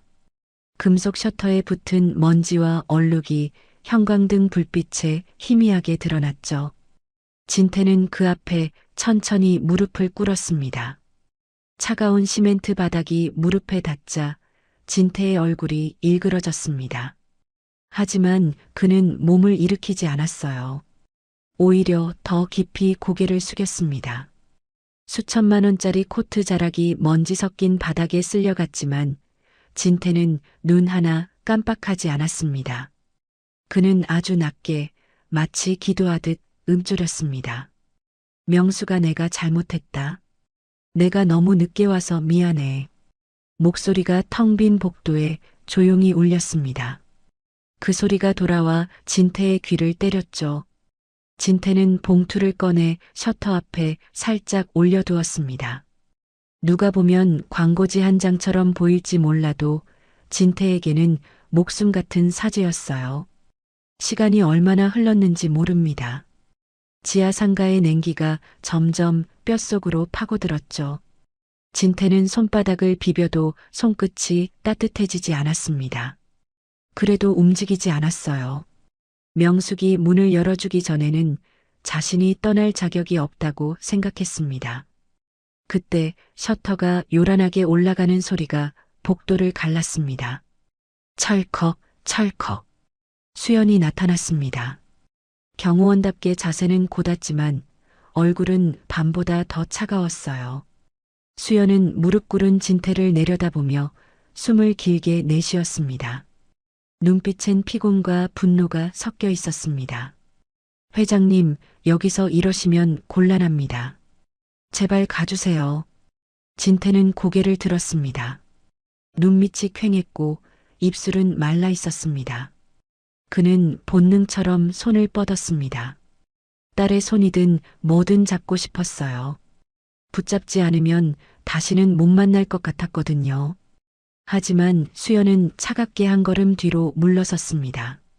손을 뻗은 진태의 손끝이 허공을 가르며 멈췄죠. 수연은 목소리를 더 낮추고 더 단단하게 말했습니다. 제 아버지는 25년 전에 죽었습니다. 우리를 버리고요. 지금 제 앞에 계신 분은 제가 지켜야 할 고용인일 뿐입니다. 선 넘지 마십시오. 그 말은 칼이었습니다.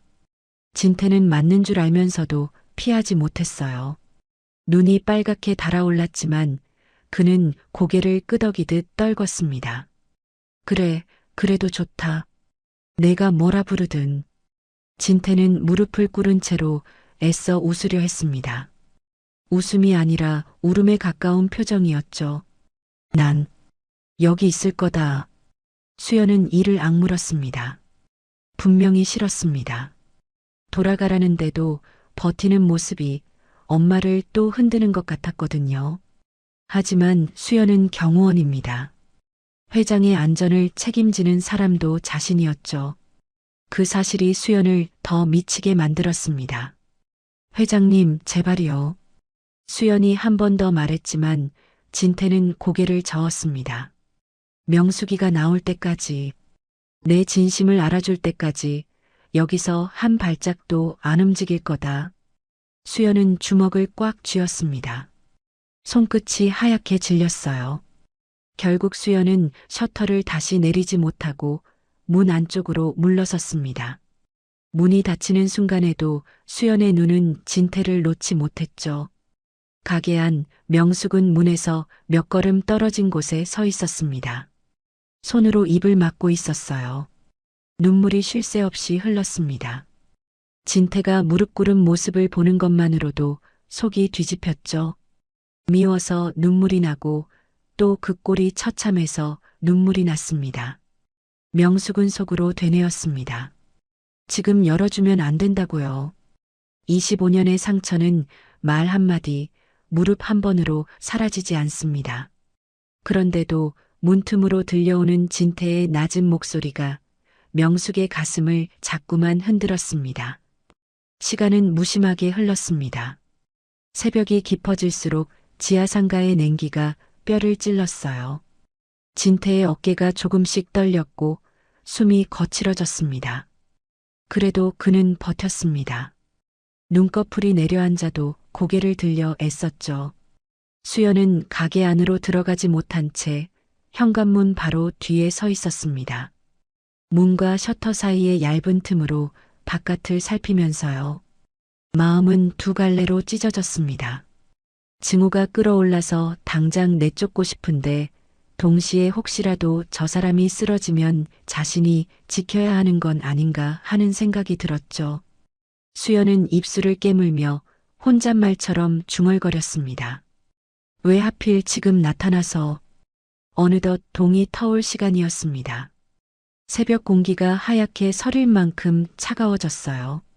진태는 추위와 피로에 지쳐 고개를 떨구고 있었습니다. 무릎은 감각이 거의 없었고 손끝은 굳어버린 듯 했습니다. 그때였죠. 상가 복도 끝에서 발소리가 들렸습니다. 하나가 아니라 여럿이었어요. 빠르고 거친 발걸음. 조용한 지하 복도에서 그 소리는 더 크게 울렸죠. 수연은 문틈으로 그쪽을 봤습니다. 정체 모를 남성 서너 명이 빠른 속도로 다가오고 있었습니다. 모자와 마스크로 얼굴을 가렸고 어깨가 잔뜩 올라가 있었어요. 눈빛에는 망설임이 없었습니다. 수연의 등이 서늘해졌습니다. 직감이 말해줬죠. 저 사람들은 그냥 지나가는 사람이 아니었어요. 그들의 목적은 단순한 협박이 아니었습니다. 진태가 어머니 금고에서 가져온 비밀 기록, 김이사의 25년 횡령과 배임을 증명할 장부와 문서들, 그걸 빼앗으려는 겁니다. 필요하다면 영원히 입을 막을 생각까지 품고 있는 눈이었습니다. 수연은 문고리를 꽉 잡았습니다. 소나기에 힘이 들어갔고 눈동자가 날카롭게 바뀌었습니다. 복도 끝에 그림자들이 살기를 띤 채 가까워졌습니다. 진태는 아직 고개를 들지 못하고 있었습니다. 복도 끝에서 다가오던 그림자들이 어느새 바로 앞까지 와 있었습니다. 그때 남성 하나가 진태 쪽으로 성큼 다가오며 거칠게 말했습니다. 어이, 일어나. 잠깐 얘기 좀 하자. 목소리에 기름기 없는 살기가 묻어 있었습니다. 다른 둘은 양옆으로 벌어져 길을 막았고 한 명은 주변을 힐끔거리며 감시하듯 서 있었죠. 그들은 손을 주머니에 넣은 채였는데 그게 더 위험해 보였습니다. 수연은 문고리를 놓고 뛰쳐나갔습니다. 셔터 옆으로 몸을 빼며 진태와 괴한들 사이에 정확히 섰습니다. 눈빛이 순식간에 바뀌었습니다. 차갑고 날카롭게 훈련된 사람의 눈이었죠. 회장님, 제 뒤로 피하세요. 수연이 낮게 외치자 진태가 고개를 들었습니다. 무슨 일이 벌어지는지 이해도 못한 얼굴이었어요. 그 순간 수연이 괴한들을 향해 소리쳤습니다. 누구냐? 당장 멈춰. 괴한 하나가 비웃듯 고개를 비틀었습니다. 경호원이네. 귀찮게 됐네. 말이 끝나기도 전에 그들이 동시에 달려들었습니다. 수연은 발을 단단히 디뎠습니다. 팔을 뻗어 첫 번째 남성의 손목을 쳐내고 곧바로 어깨를 밀어 균형을 무너뜨렸죠. 몸이 부딪히는 둔탁한 소리가 복도에 울렸습니다. 진태는 멍하니 그 장면을 봤습니다. 자신을 지키려고 수연이 몸을 던지고 있었습니다. 그 작고 단단한 등, 좀 전까지만 해도 자신을 회장님이라 부르며 차갑게 쏘아보던 눈동자. 그런데 지금 그 눈동자는 오직 하나만 보고 있었죠. 위험을, 그리고 자신을. 진태의 가슴이 미어졌습니다. 눈앞이 흐려졌어요. 입술이 떨렸습니다. 수연아. 하지만 수연은 돌아볼 틈도 없었습니다. 괴한 둘이 동시에 덤벼들었고 수연은 한 걸음 뒤로 물러나며 진태 쪽을 등지지 않으려 애썼습니다. 경호원은 대상에게 등을 보이지 않는다고 몸이 먼저 배워버린 습관이었죠. 그러던 순간 옆에 있던 괴한 하나가 주머니에서 무언가를 꺼냈습니다. 짧고 날카로운 금속이 형광등 불빛에 번쩍였습니다. 그 날카로운 금속이 진태 쪽으로 움직였습니다. 안 돼. 수연의 목소리가 찢어지듯 터졌습니다.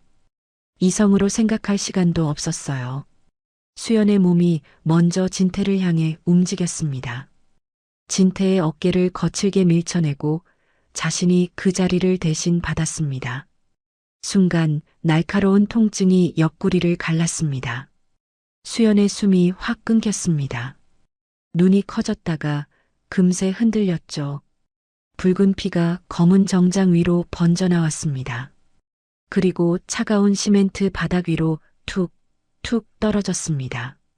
그럼에도 수연은 주저앉지 않으려 버텼습니다.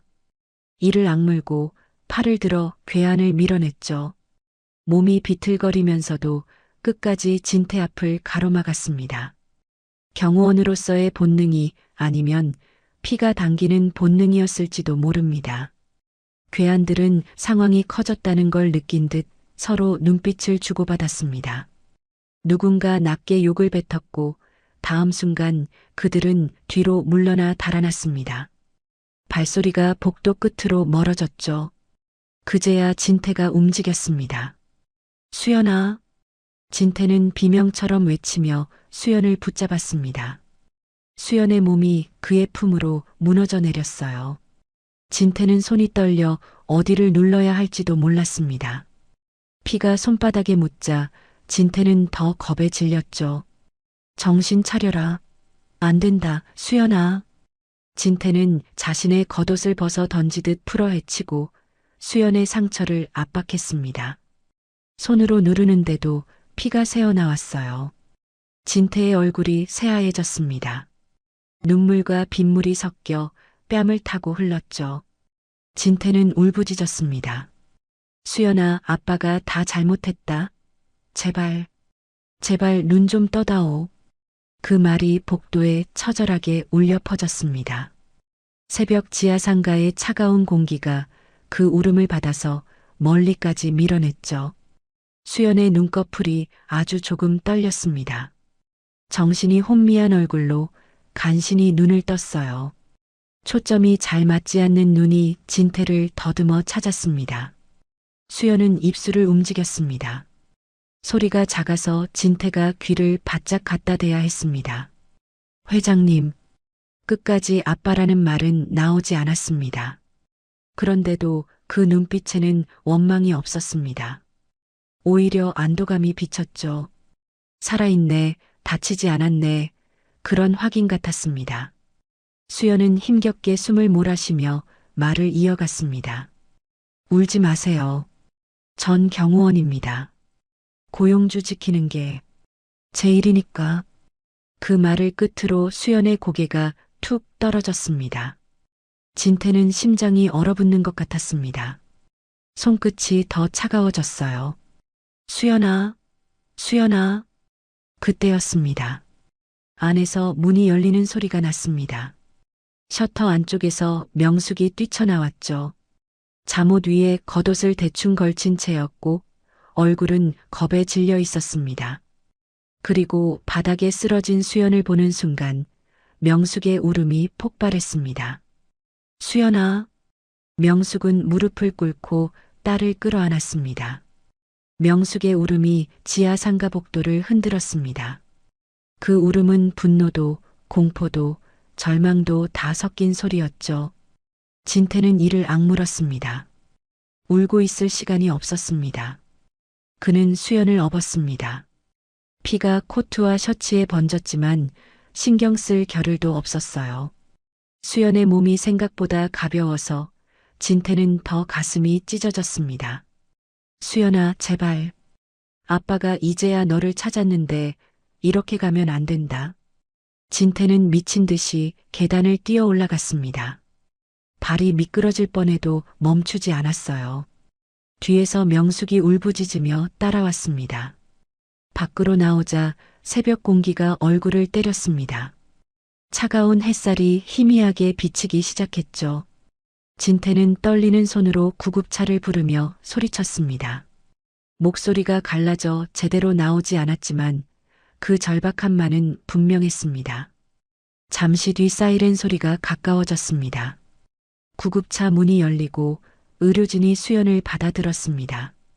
명숙은 구급차를 따라오며 계속 울었습니다. 구급차가 새벽 도로를 가르며 달려나갔습니다. 진태와 명숙의 절규가 뒤엉킨 채로요. 병원 응급실 앞에 도착하자 자동문이 열리며 차가운 공기가 확 밀려 나왔습니다. 그 순간 의료진이 달려들었어요.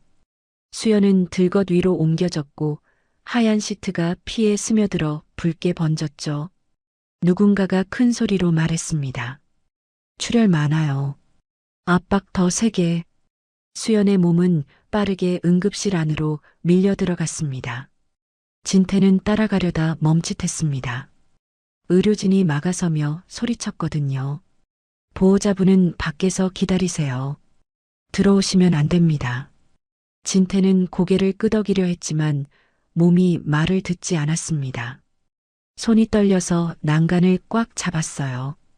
그 손은 이미 수연의 온기로 눅눅하게 젖어 있었습니다. 따뜻했던 체온이 손바닥에 남아 있었죠. 의료진이 수연의 상처를 압박한 채 수술실 쪽으로 달렸습니다.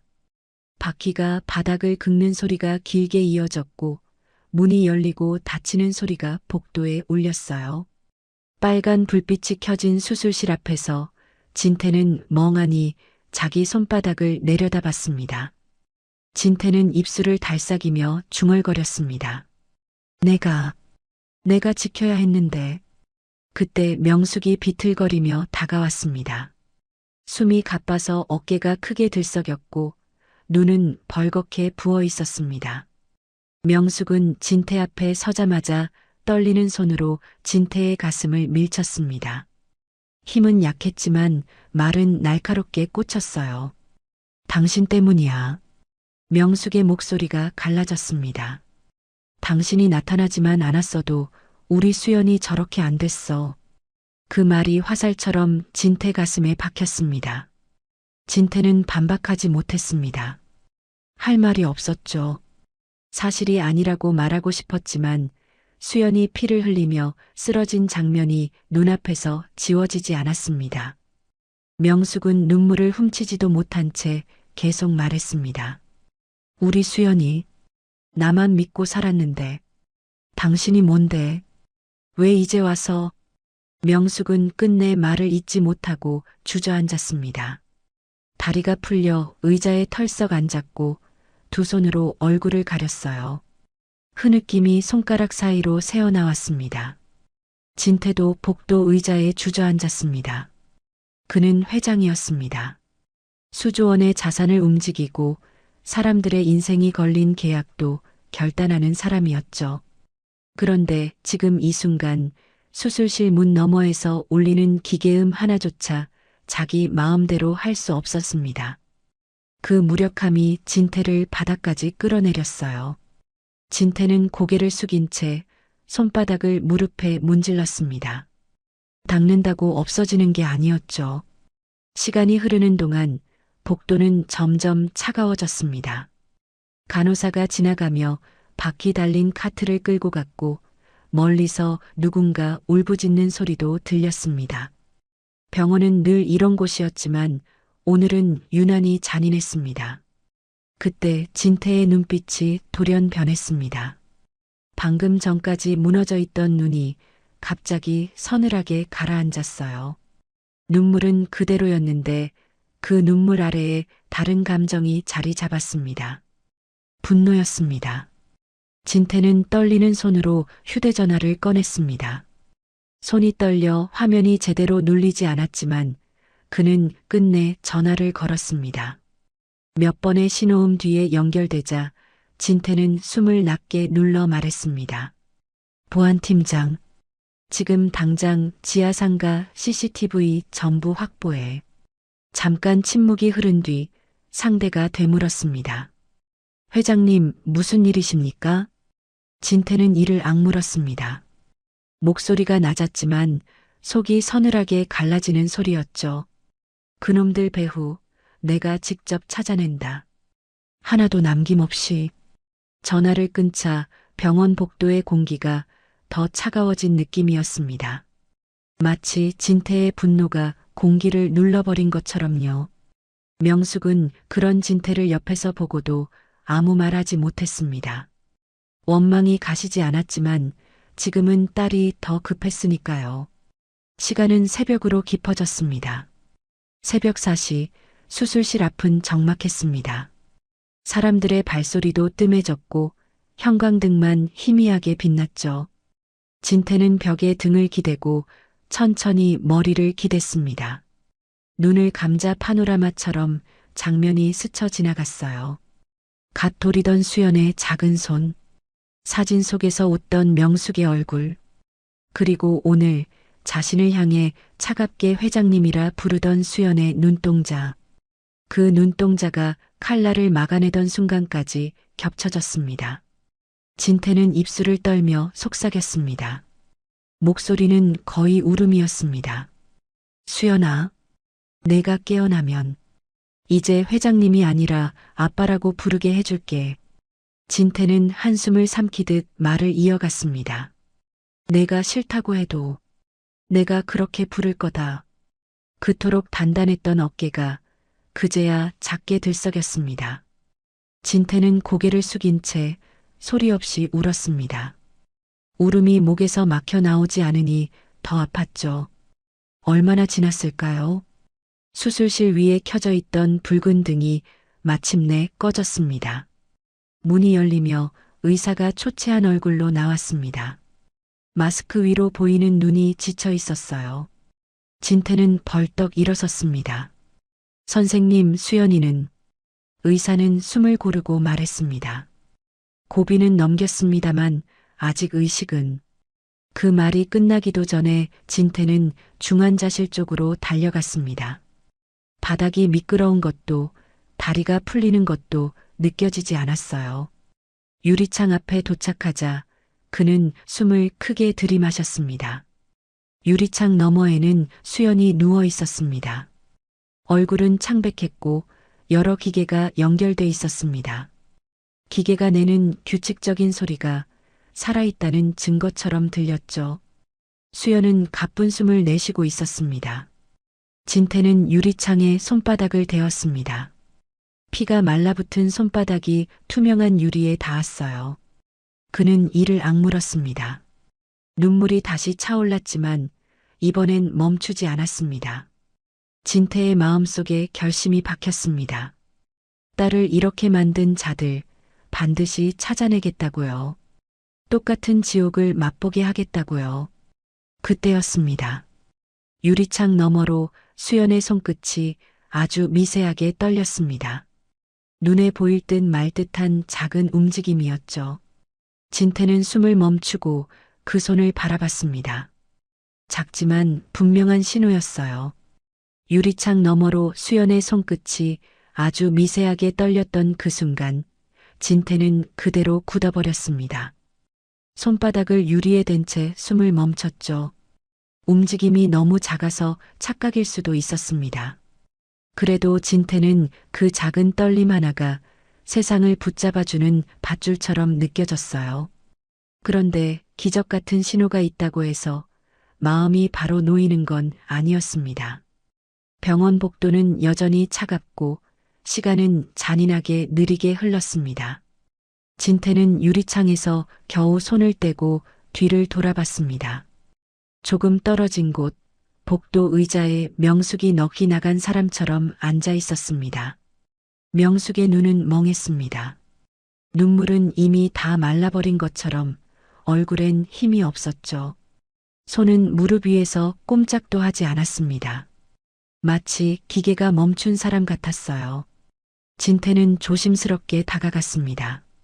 발소리조차 크게 들릴까봐 구두를 끌지 않고 천천히요.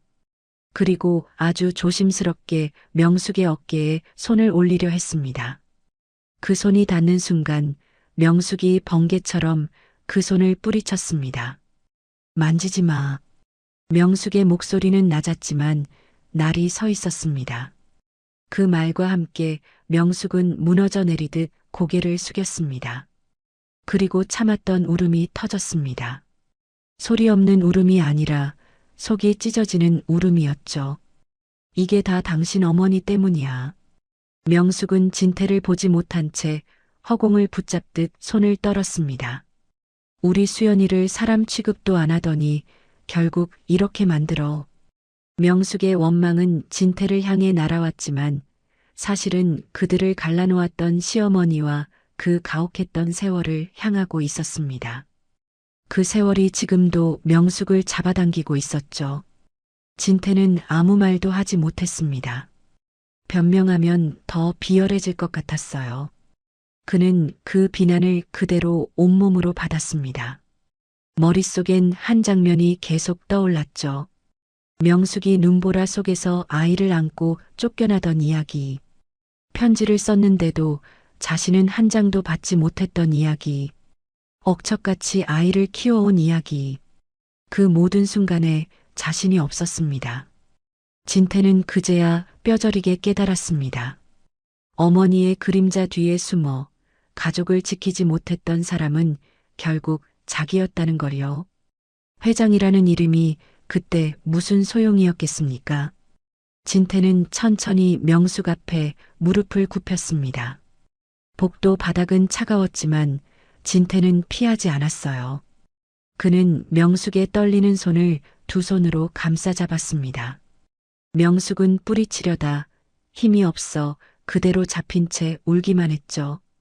진태의 목소리가 떨렸습니다. 내 잘못이다. 진태는 말끝을 삼키고 다시 말했습니다. 이번에는 더 분명하게요. 어머니를 설득하지 못하고 너희를 지키지 못한 내 못난 자존심이 결국 수연이를 이렇게 만들었어. 그 말과 함께 진태의 눈물이 명숙의 손등 위로 떨어졌습니다. 따뜻한 물방울이었어요. 명숙은 그 눈물을 보자 더 서러워졌습니다. 억울함이, 분노가, 지친 세월이 한꺼번에 밀려왔거든요. 진태는 숨을 고르고 거의 맹세하듯 말했습니다. 명숙아, 이제는 그 누구도 우리 사이를 막지 못하게 하마. 내 모든 걸 걸고 맹세할게. 명숙은 고개를 젓고 싶었습니다. 믿고 싶지 않았어요. 25년을 어떻게 믿음으로 버텼겠어요? 그런데도 지금 수연이 쓰러진 뒤 진태가 보여준 모습이 자꾸 떠올랐습니다. 딸을 안고 미친 듯이 울부짖던 얼굴, 수연의 상처를 누르던 손, 그리고 수술실 앞에서 무너져 내리던 어깨요. 명숙은 갑자기 힘이 풀렸습니다. 악을 쓰던 마음이 잠깐 내려앉았어요. 그녀는 진태를 용서한 게 아니었습니다. 아직은 아니었죠.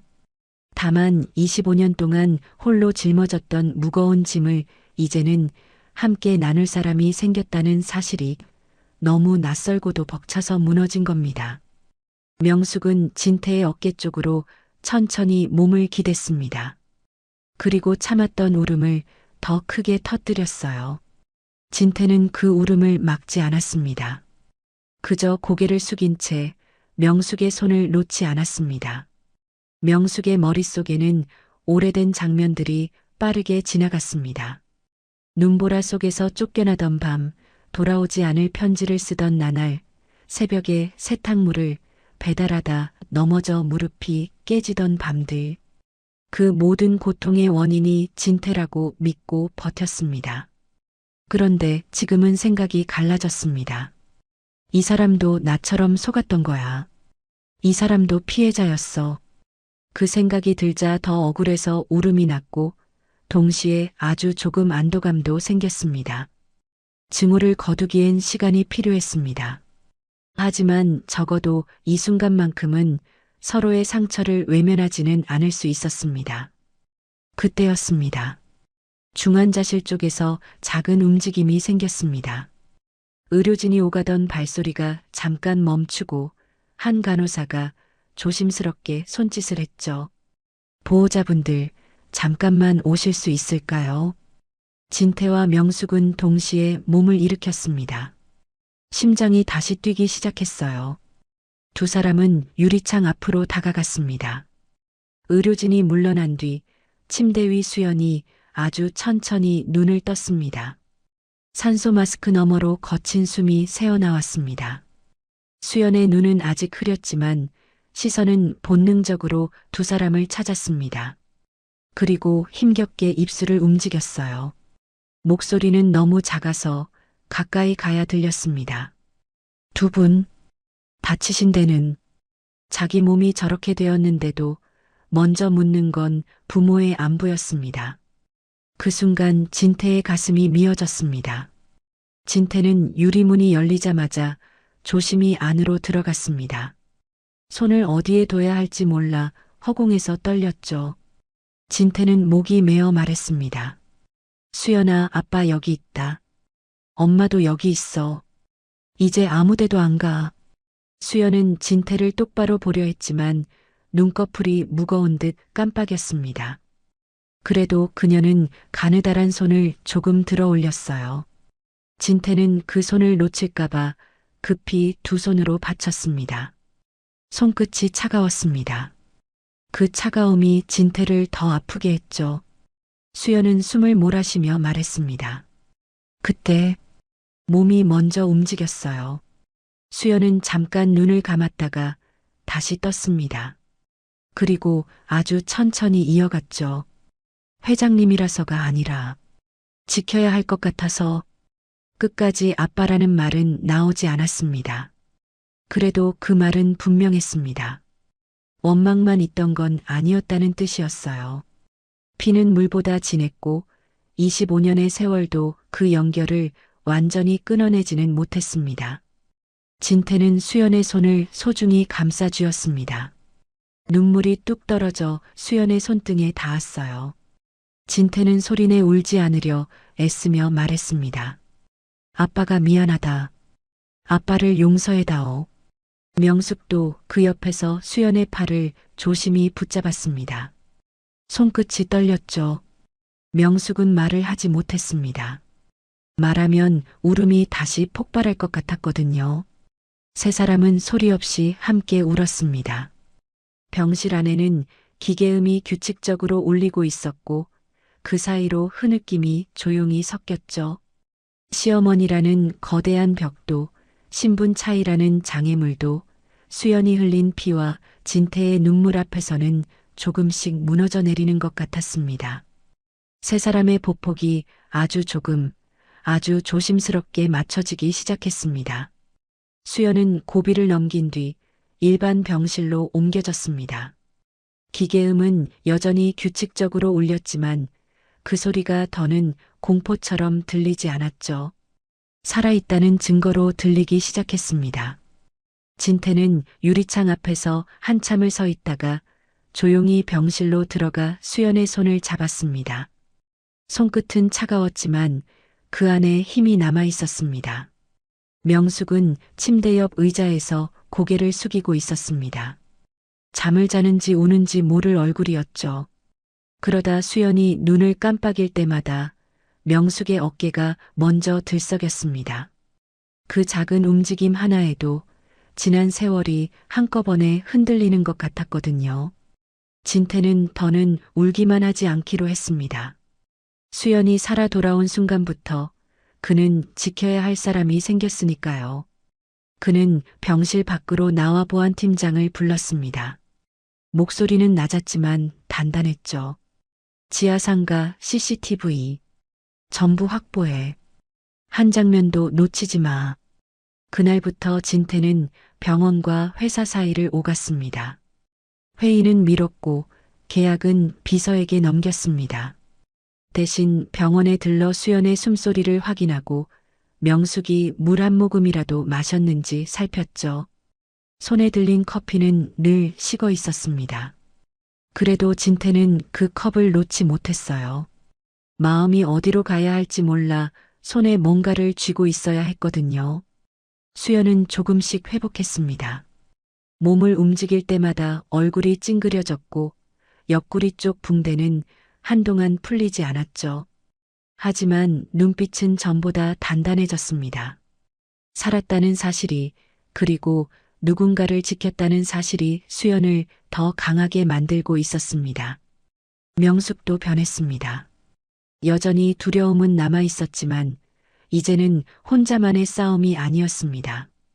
병실 밖 복도에서 진태가 어색하게 컵라면을 들고 서 있는 모습을 볼 때면 명숙은 속으로 한숨을 쉬면서도 이상하게 마음이 조금 내려앉았죠. 퇴원을 앞둔 날이 왔습니다. 병원 복도 창으로 햇살이 들어왔고 바깥 나무잎이 바람에 살짝 흔들렸습니다.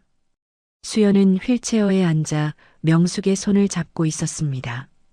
진태는 두 사람 앞에 서서 한참을 말을 고르더니 결국 조심스럽게 입을 열었습니다.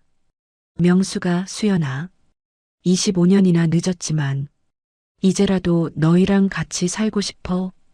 진태는 숨을 한번 삼키고 더 낮게 말했습니다. 우리 같이 집에 가지 않겠니? 명숙은 진태의 손을 잠깐 바라봤습니다.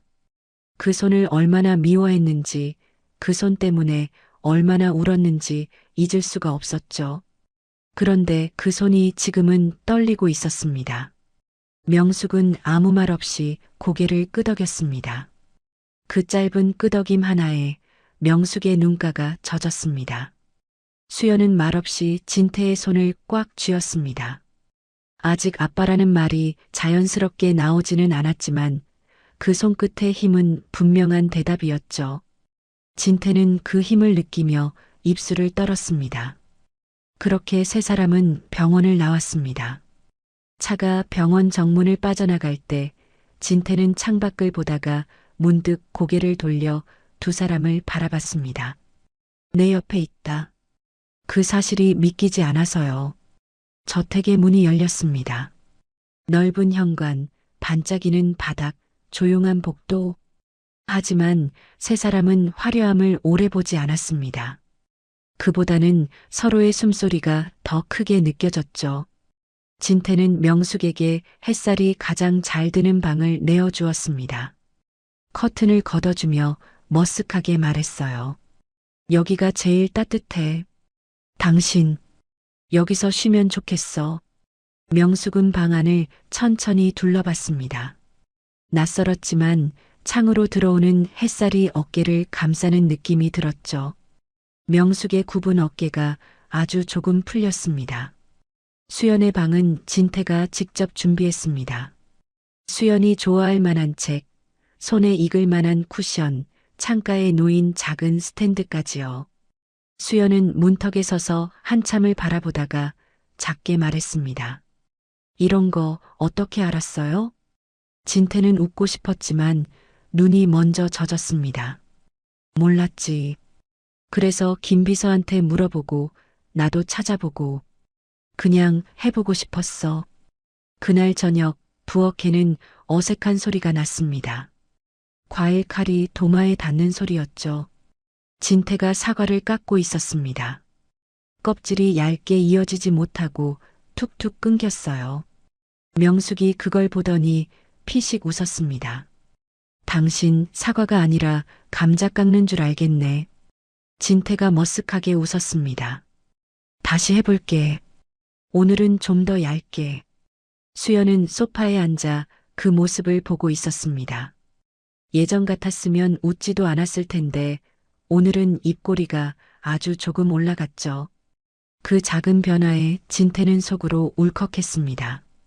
며칠이 지나자 집안의 공기가 조금씩 달라졌습니다. 아침에 밤 냄새가 났고 명숙은 정원에 나가 꽃을 만졌습니다.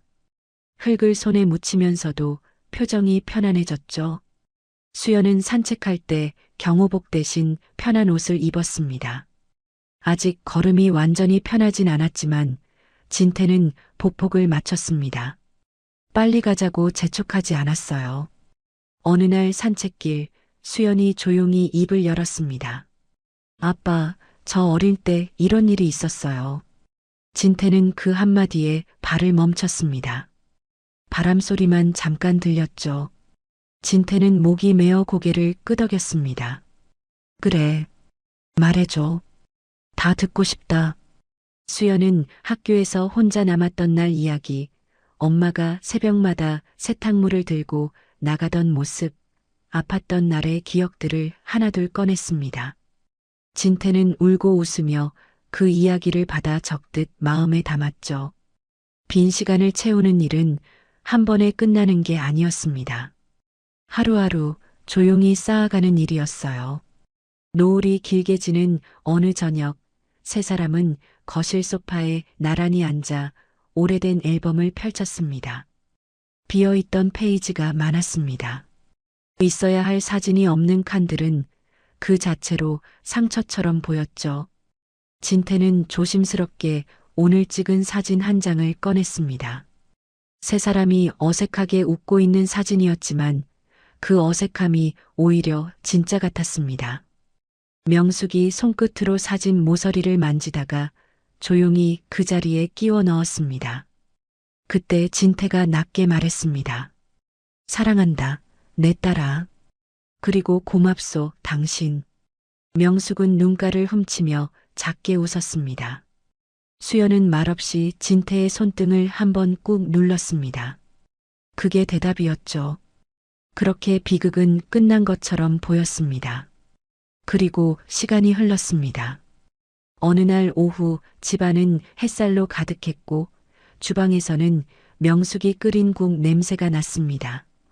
그때 진태의 휴대전화가 짧게 울렸습니다.